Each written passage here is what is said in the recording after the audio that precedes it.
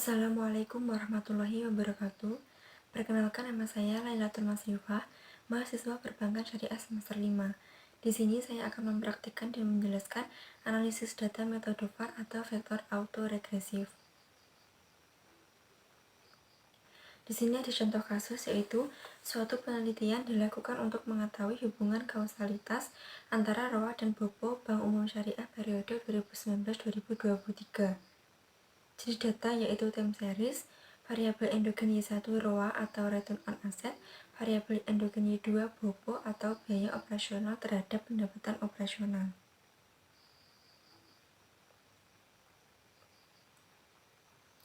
Kemudian tahapan analisis yaitu statistik deskriptif, pengujian stasionaritas, penentuan orde optimum, pengujian stabilitas VAR, pengujian kointegrasi dengan Johansen Cointegration Test, penentuan orde optimum VAR diferensi, pengujian stabilitas VAR diferensi, estimasi model VAR diferensi, impulse response, dan variance decomposition. Selanjutnya kita langsung ke statistik deskriptif. Kita buka datanya, kita copy,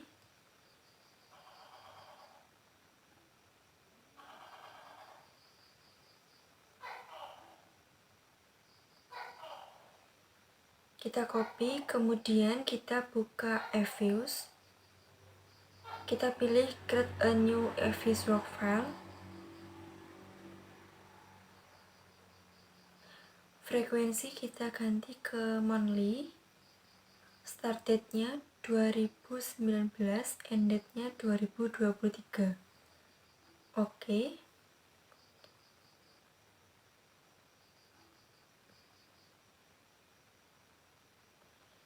Kemudian kita pilih quick, empty group, kita scroll untuk yang paling atas, kita paste, kemudian kita pilih view, descriptive stats, kita pilih yang common sample, kita freeze, kita name _1 _descriptive. Oke, kita close tabel hijau, kita close semuanya. Ini adalah hasil statistik deskriptif, kita close, kita yes. Kemudian kita masuk ke pengujian stasionaritas.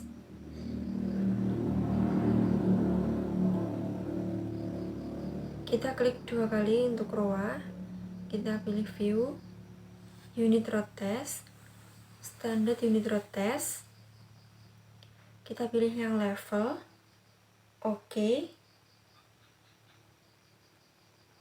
Kita freeze, kita name _2 _s stationer ROA _level. Oke. Close tabel hijau.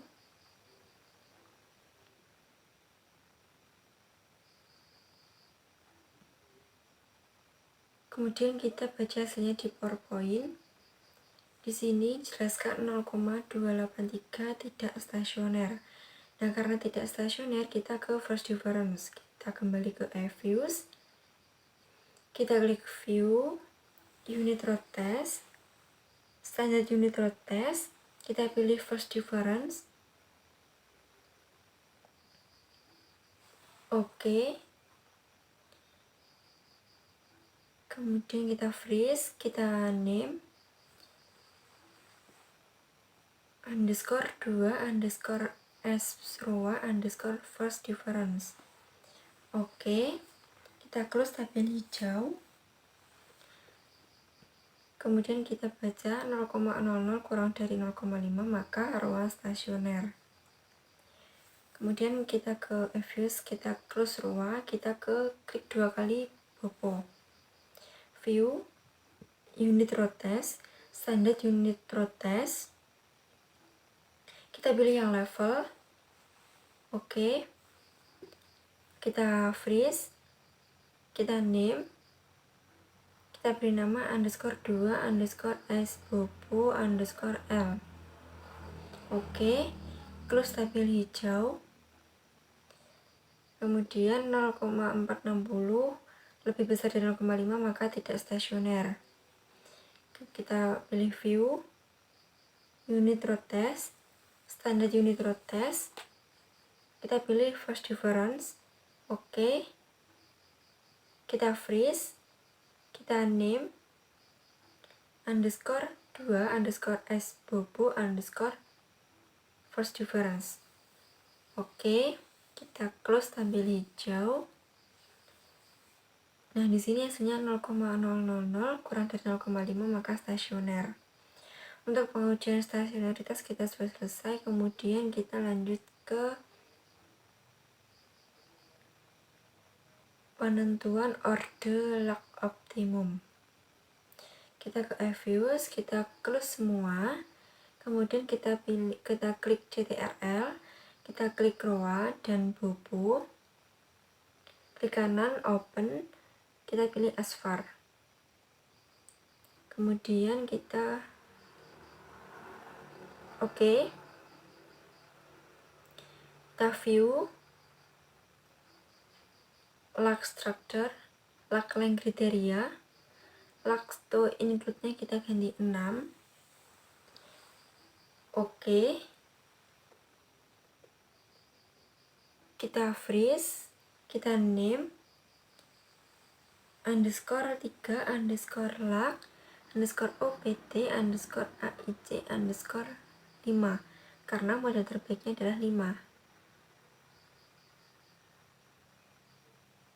Nah, penentuan lock optimum didasarkan pada tanda bintang yang mengikuti pengujian. Penentuan lock optimum didasarkan pada ukuran AIC atau boleh menggunakan ukuran lainnya seperti SC atau HQ.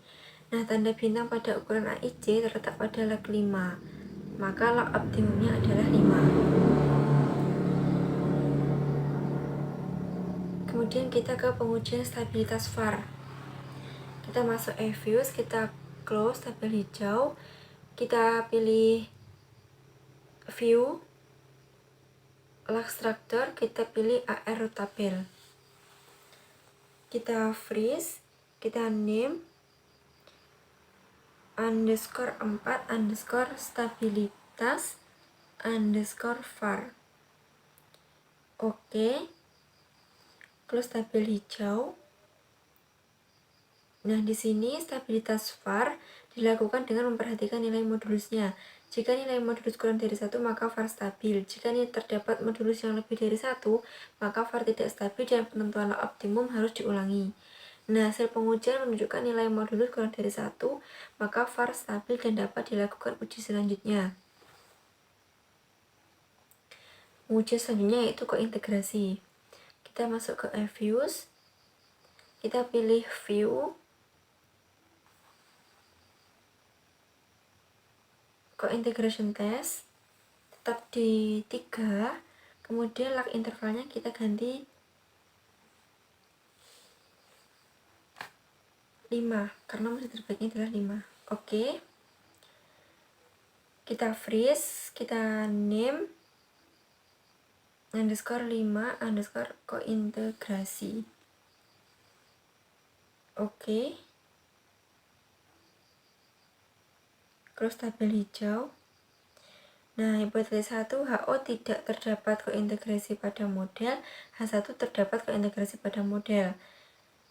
Karena nilai probe sebesar 0,363 lebih besar dari 0,05, maka terima HO dan disimpulkan tidak terdapat kointegrasi pada model.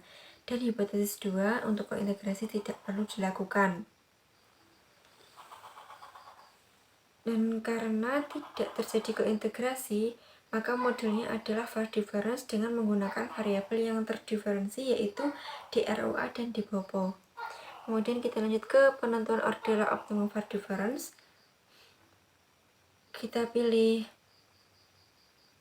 estimate, endogenous kita ganti D dalam kurung ROA spasi D dalam kurung bobo.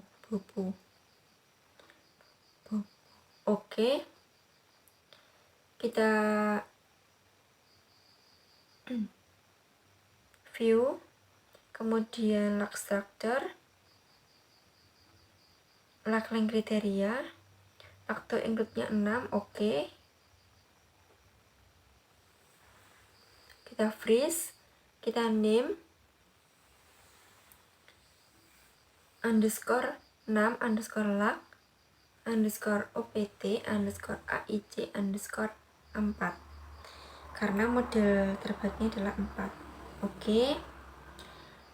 Close tabel hijau, kemudian ini tanda bintang untuk ukuran AIC di log 4, maka log optimumnya adalah 4. Kemudian pengujian stabilitas phase difference, kita pilih estimate,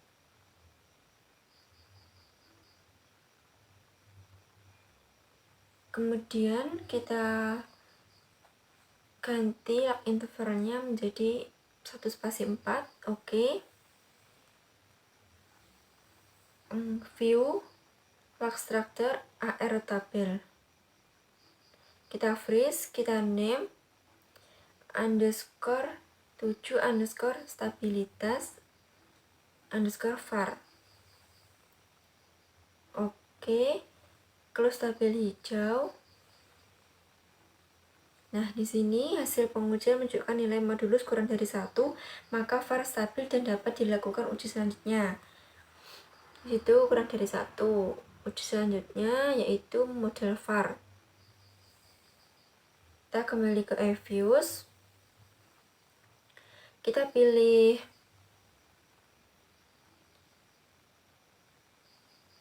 estimate, klik OK, freeze, name underscore 8 underscore var, oke. Close tabel hijau.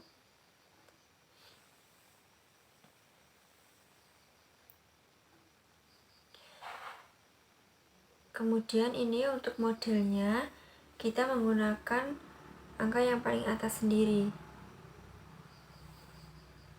untuk model var-nya, karena ini terlalu panjang maka kita gunakan yaitu kita buka eViews lagi, kita pilih view, kita pilih representation. Nah, kita freeze, kita name underscore 9 underscore model, kita oke. Nah, di sini tadi yang saya tuliskan di PowerPoint untuk var modelnya.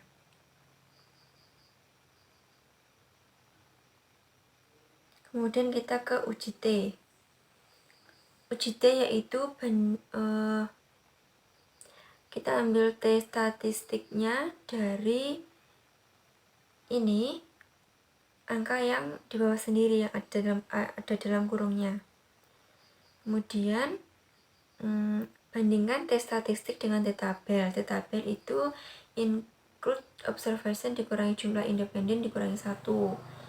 DF sama dengan 55. Nah, 55 kita dapat dari sini, after adjustment 55. Kemudian dikurangi 8, yaitu dari DROA sampai di Bopo itu jumlahnya ada 8. Kemudian dikurangi 1 sama dengan 46. Dan alfanya 0,05. Sehingga T tabelnya kita cari dengan rumus, kita buka Excel dengan titik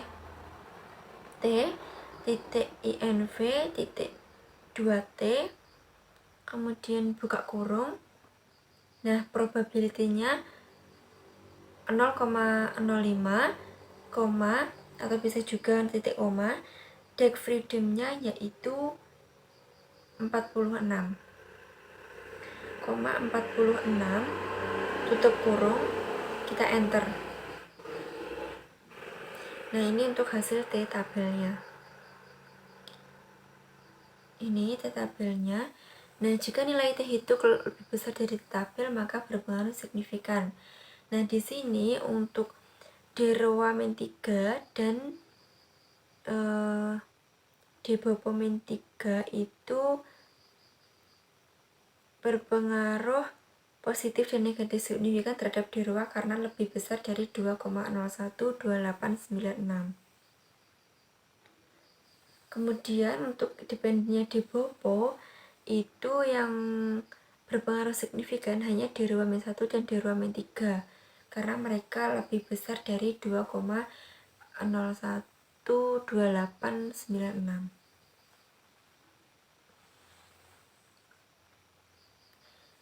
Kemudian kita ke IRF atau Impulse Response Function.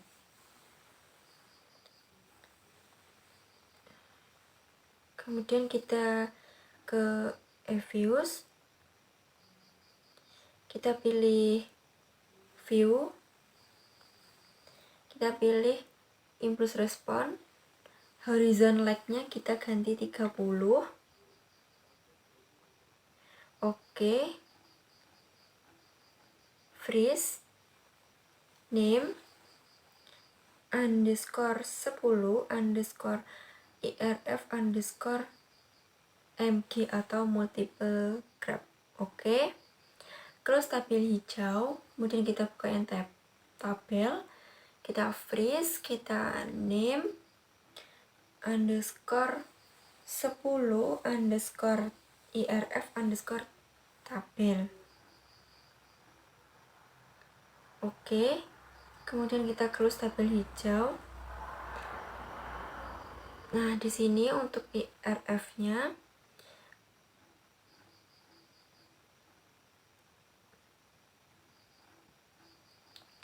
kemudian ada IRF tabel. Ini untuk penjelasannya, respon DROA dan guncangan DROA.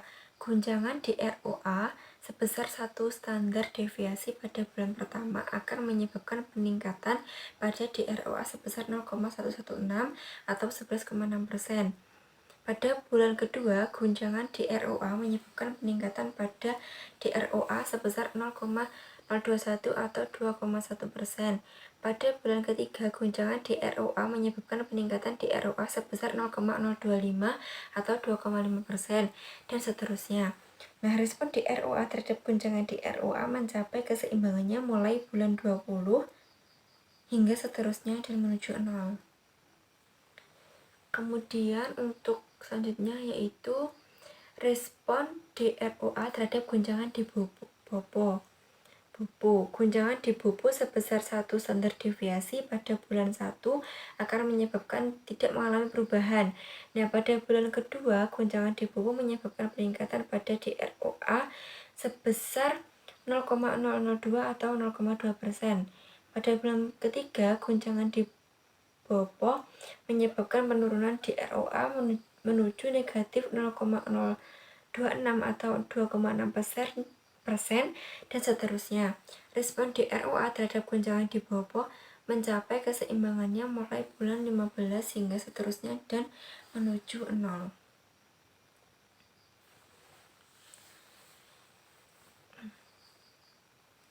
Selanjutnya kita ke FEVD atau Forecast Error Variance Decomposition. Kita kembali ke Evius, kita klik View, kita klik Variance Decomposition, klik OK, Freeze, Name, underscore 11, FEVD underscore tabel.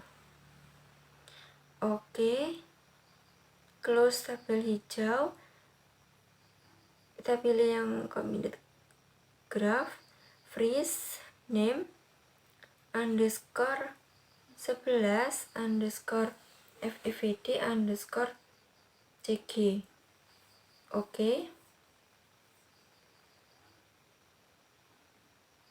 close tabel hijau, kemudian kita estimate. Oke, kita name var, kita beri nama var. Oke, kita close, kita save,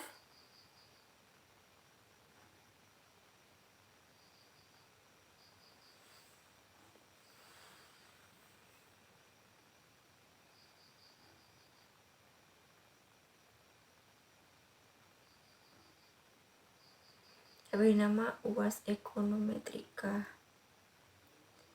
Save. Kita pilih yang single precision. Oke.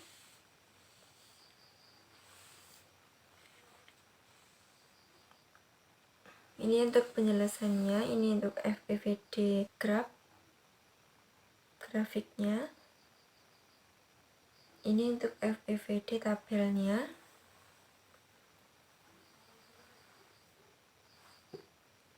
Ini untuk penjelasannya, yaitu dekomposisi varian dari DROA. Berdasarkan dekomposisi varian dapat disimpulkan bahwa pada bulan 1 fluktuasi DROA disebabkan oleh guncangan dari DROA itu sendiri, yaitu sebesar 100%. Kemudian dari bulan 2 hingga 9 tampak dominasi guncangan di ROA mulai menurun dan diimbangi dengan pengaruh guncangan di Bobo yang mulai meningkat sebesar 91,38% untuk guncangan di ROA dan sebesar 8,61% untuk guncangan di Bobo.